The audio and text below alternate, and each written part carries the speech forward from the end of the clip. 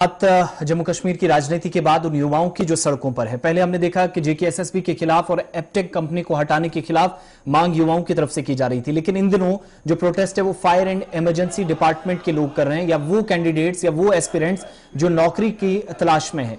श्रीनगर के बाद जम्मू के अंदर भी जहां पर बड़े पैमाने पर fire and emergency recruitment scam की जो बातें की जा रही थी, इसमें कमेटी भी सरकार की तरफ से गठित की गई थी और दिसंबर 2022 में जो कमेटी बनाई गई थी, 1 महीने का वक्त इन युवाओं के अनुसार, इन उम्मीदवारों के मुताबिक समय दिया गया था कि आप अपनी इंक्वायरी रिपोर्ट 1 महीने के अंदर पूरी करेंगे और उसके बाद ये बताएंगे कि कौन लोग, अगर स्कैम हुआ है तो ठीक है वो भी बताइएगा, लेकिन साथ साथ सीबीआई इंक्वायरी इस मामले में होनी चाहिए। लेफ्टिनेंट गवर्नर से कहा जा रहा था कि पैसे के बदले नौकरी किसी को नहीं, बल्कि जो डिजर्व करता है, जो अहल है नौकरी के, उसकी जो एजुकेशनल बैकग्राउंड है या जिसने अच्छे तरीके से एग्जाम किए हैं, क्योंकि ये साल 2012-13 में भी एग्जाम हुए थे और उसके बाद लंबे समय तक उनके रिजल्ट्स नहीं आए। 2020 में जो एग्जाम हुआ उसमें फिर से धांधलियों के आरोप लगे, ये सारा सिलसिला चला। आज प्रोटेस्ट चल रहा था और आज के वक्त में भी कहा जा रहा है जो आरोप इनका है, 8वीं और 10वीं पास लोग फायर एंड इमरजेंसी डिपार्टमेंट में नौकरी कर रहे हैं, लेकिन जो आला तालीम याफ्ता है, जो हाईली क्वालिफाइड हैं, डिग्री होल्डर्स हैं, उन तमाम नौजवानों को इस वक्त नजरअंदाज किया जा रहा है। सीधा हम इस पर और भी बात करेंगे। यासिर हमारे साथ जम्मू से ज्वाइन किए हुए हैं। आज भी प्रोटेस्ट हो रहा था। यासिर जो कि एस्पिरेंट भी हैं और ये भी लगातार जो प्रोटेस्ट की तस्वीरें आप देख रहे हैं इसका भी हिस्सा थे और इन युवाओं की बात सरकार तक भी पहुंचाते रहे। बहुत शुक्रिया यासिर ज्वाइन करने के लिए। ये जो मामला है, आप ये भी कह रहे हैं कि फायर एंड इमरजेंसी डिपार्टमेंट के अंदर 2020 के बाद जो सारी चीजें चली उसमें दिसंबर 2022 में कमेटी भी बनाई गई, उस कमेटी ने भी अपना काम मुकम्मल नहीं किया है। कैसे ये सारा प्रोसेस अब तक चला है? जो आपके इल्जामात थे, आपके जो आरोप थे, उसका सरकार ने कैसे रिस्पॉन्ड किया है और कमेटी की तरफ से जरा भी कोई इशारा नहीं अभी तक मिला दिसंबर के बाद कि कोई कार्रवाई हुई है, इंक्वायरी कोई अगले लेवल तक पहुंची?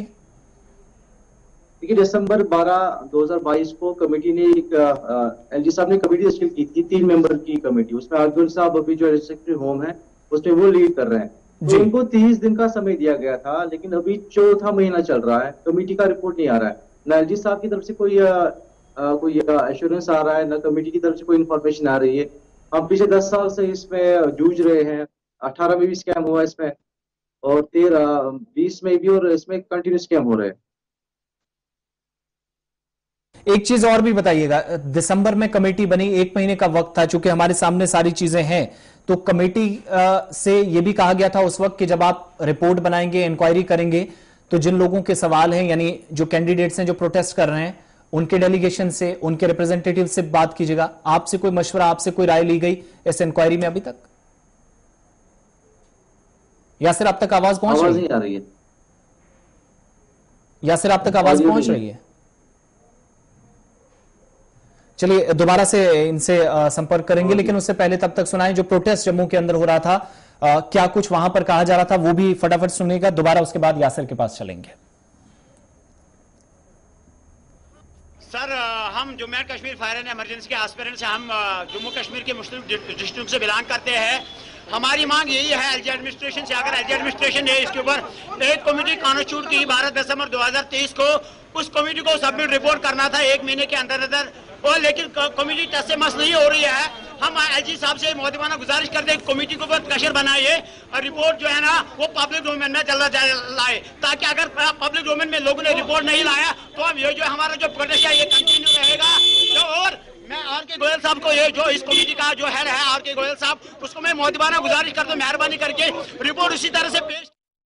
चलिए यासिर दोबारा हमारे साथ हैं। हम तो एक तरफ की बात सुन रहे थे। यासिर, मेरा सवाल ये था, आपसे राब्ता कट गया था कि जब कमेटी बनाई गई थी तो आर के गोयल साहब की, चूंकि उनकी निगरानी में ये काम करना था कमेटी ने, उनको कहा गया था कि जब आप रिपोर्ट तैयार करेंगे, 1 महीने के अंदर रिपोर्ट आपने देनी है, तो उन लोगों से भी मुशावरत करनी है, बात करनी है, उनके जो सवालात हैं उनका जवाब भी हमें देना है, उनसे आप बात करेंगे, यानी जो रिप्रेजेंटेटिव्स आपके हैं या जो कैंडिडेट्स हैं उनकी किसी डेलीगेशन से अगर मिले तो कोई इस तरह की बातचीत हुई, कोई डेवलपमेंट के आपसे भी कोई कांटेक्ट करने की कोशिश हुई या प्रोटेस्टर्स से? नहीं, अभी तो कोई कांटेक्ट नहीं हुआ है। अभी तक तो वेट ही कर रहे हैं। 30 दिन का समय दिया गया था उनको, लेकिन 30 दिन से अभी 4 महीने हो गए हैं जी। न कोई हमें इंफॉर्मेशन आ रही है, न कोई एश्योरेंस आ रहा है जिस साहब की तरफ से। We are not getting any information, कुछ इंफॉर्मेशन नहीं आ रही है वहां से। यानी इसलिए हम ये प्रोटेस्ट जो कर रहे हैं इसीलिए कर रहे हैं। जी, दिसंबर में कमेटी बनाई गई और मार्च का महीना भी खत्म होने जा रहा है, तो उस हिसाब से 3.5 महीने तो लगभग मुकम्मल हो गए हैं, चौथा महीना जो है वो खत्म होने जा रहा है। इन 4 महीनों में क्या डेवलपमेंट हुई है, आपको कुछ बताया गया है? हमें तो कोई इन्फॉर्मेशन नहीं है, कोई अगर कोई डेवलपमेंट हुई होती तो 30 दिन का समय दिया गया था इनके पास, तो 30 दिन में रिपोर्ट आना चाहिए था पब्लिक डोमेन में। तो ये तो कमेटी, मुझे लगता है उधर भी इन्वेस्टिगेशन चल रही है लगभग इसकी, तो हमारे पास तो कोई ऐसा कोई इन्फॉर्मेशन नहीं आ रहा है कि इसमें कमेटी का रिपोर्ट सबमिट होने वाला या इन्वेस्टिगेशन कंप्लीट हुई, ऐसा कुछ हमारे पास नहीं आया, कोई इन्फॉर्मेशन नहीं है हमारे पास। तो आपकी तरफ से, चूंकि आपके डेलीगेशंस भी काम करते हैं, रीच आउट की कोई कोशिश हुई एडमिनिस्ट्रेटिव ऑफिसर्स तक या फिर कमेटी तक? नहीं, कमेटी तक तो हमें कोई रीच आउट नहीं अभी हुआ है। वी ट्राई टू लाइक, अभी कोई एश्योरेंस नहीं आ रहा वहां से, कोई इन्फॉर्मेशन नहीं आ रही है वहां से। अगर उनको समय दिया गया 30 दिन का, तो हमने तो श्रीनगर से प्रोटेस्ट करना स्टार्ट किया, जम्मू भी हम इसीलिए आ गए हैं ताकि रिपोर्ट जो सबमिट होना चाहिए, ताकि हमें इंसाफ मिले।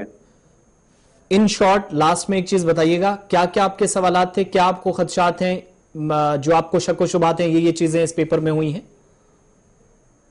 देखिए, इसमें तो पहली बात तो ये, इसमें तो पेपर स्कैम हुआ है, उसका हमारे पास आई विटनेस है, गजफर नबी उसका नाम है, उसने खुद मीडिया में आके बता दिया, मैंने एग्जाम से पहले ही पेपर हासिल किया था और श्रीनगर के हाउस में उसने पेपर दिया था अलॉन्ग विद 3 अदर कैंडिडेट्स। तो उसने खुद भी पेपर किया और दूसरे बंदों को पेपर भेजा था।